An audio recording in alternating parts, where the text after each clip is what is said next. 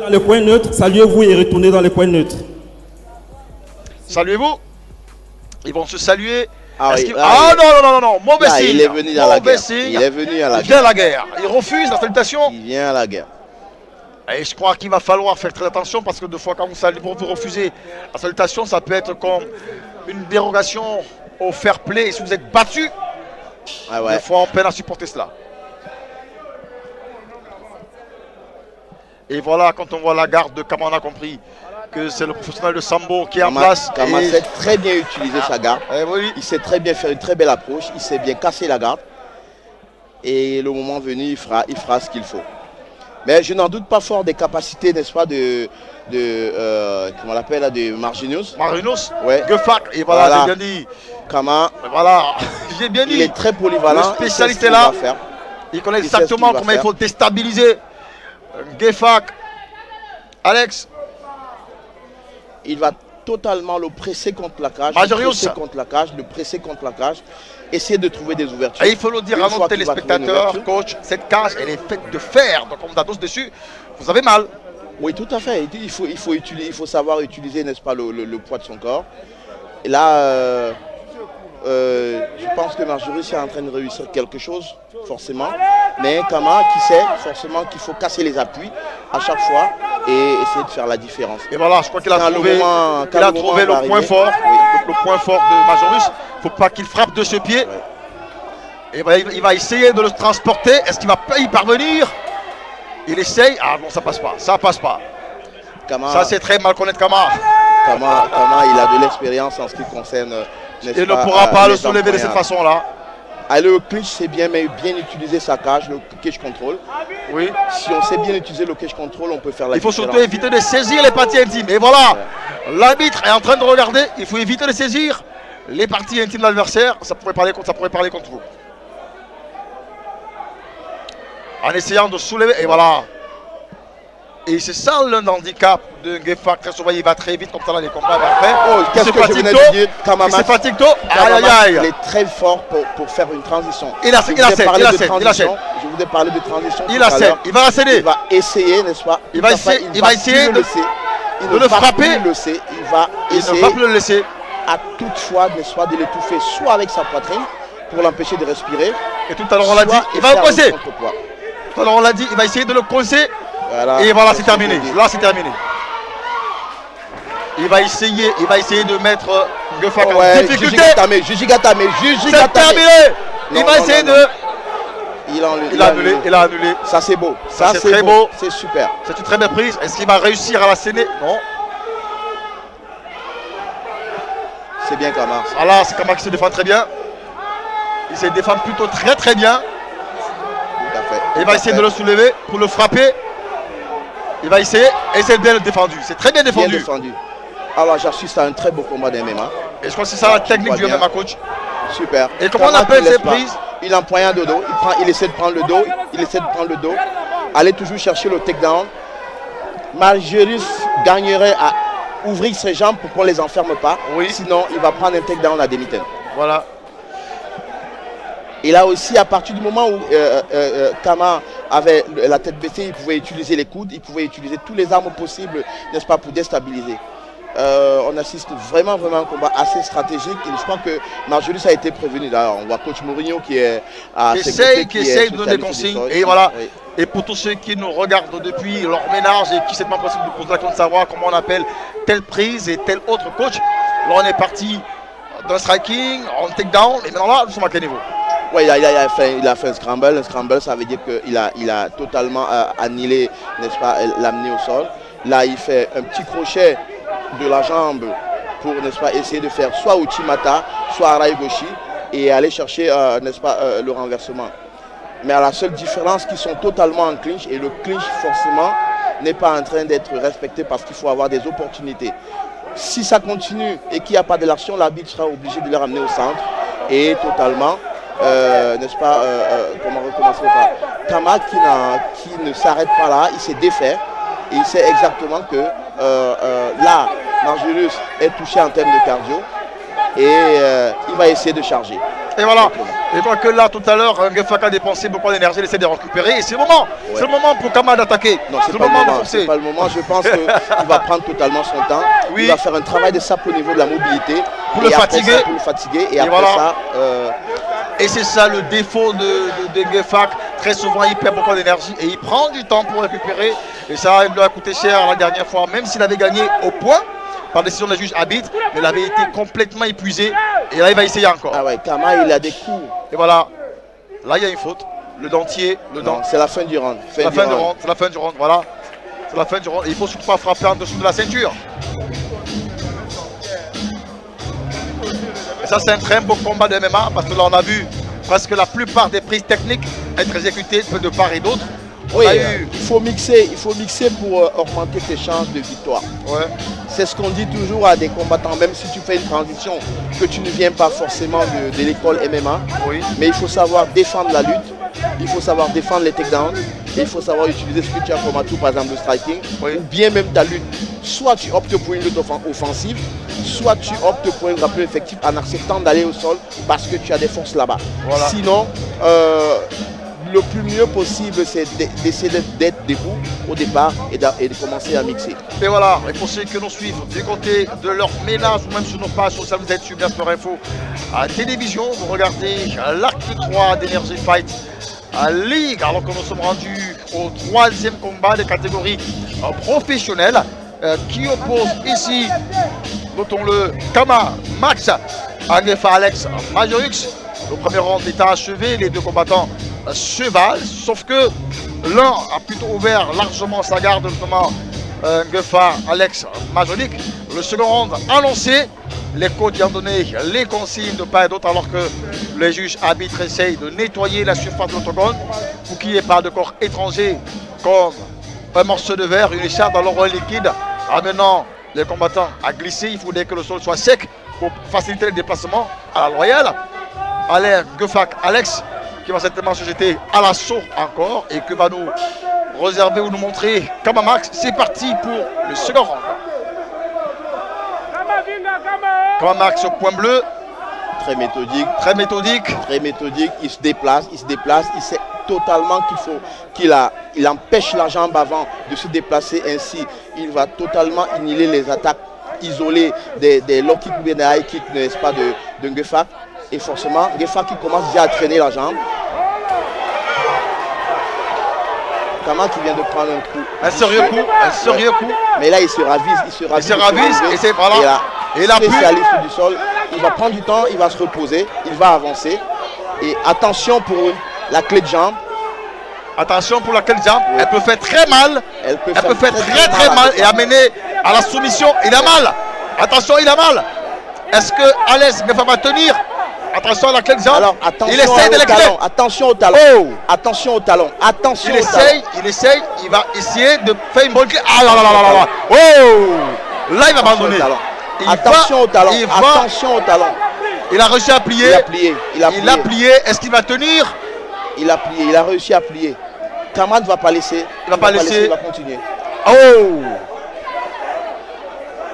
Est-ce qu'il va tenir?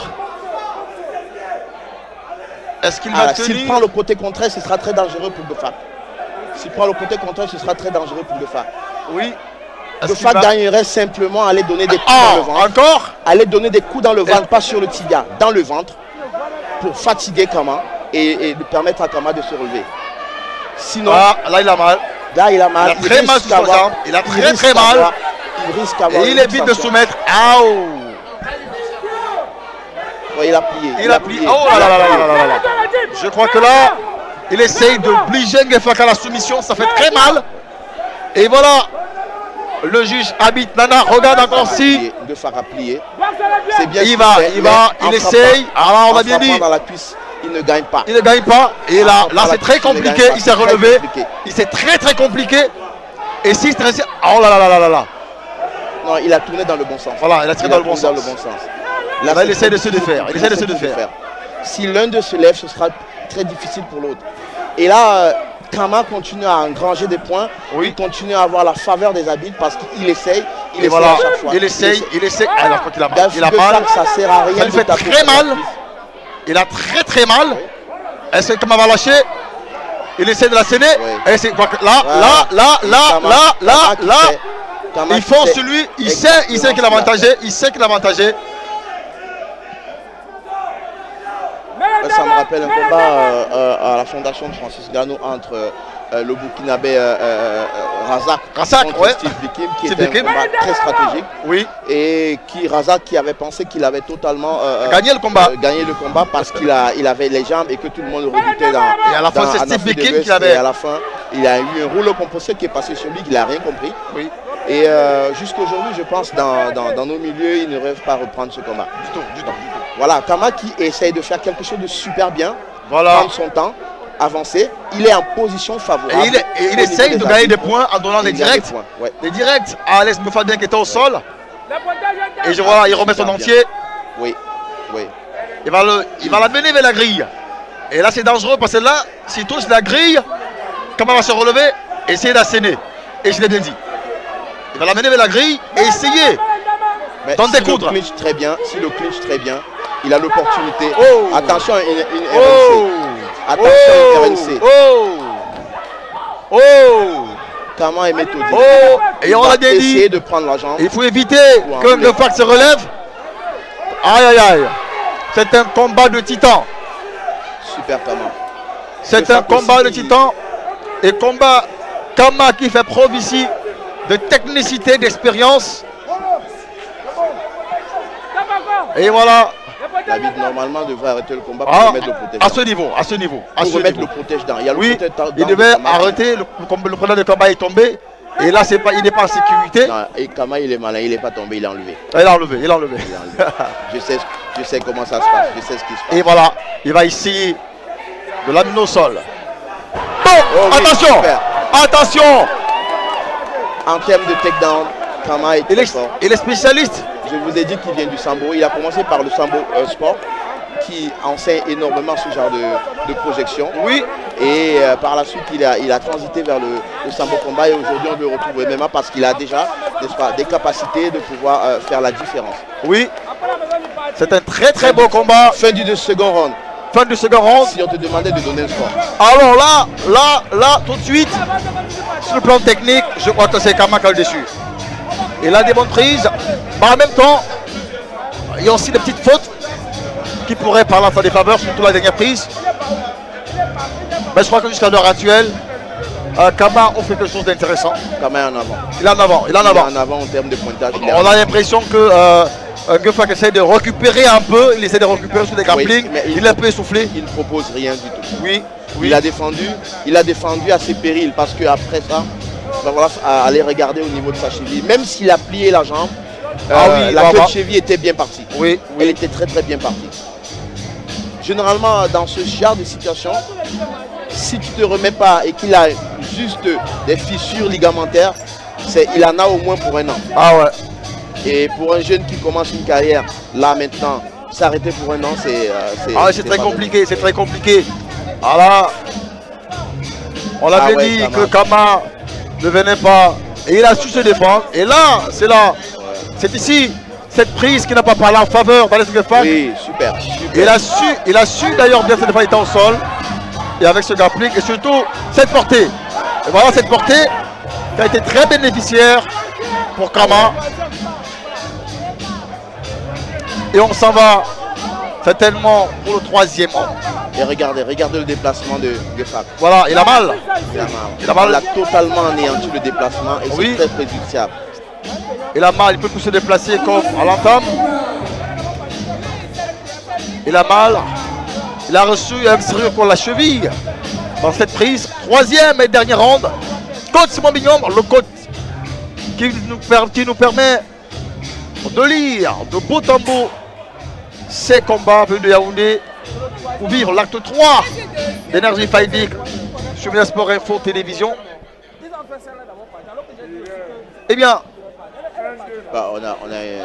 Alex Guffak et Kama Max.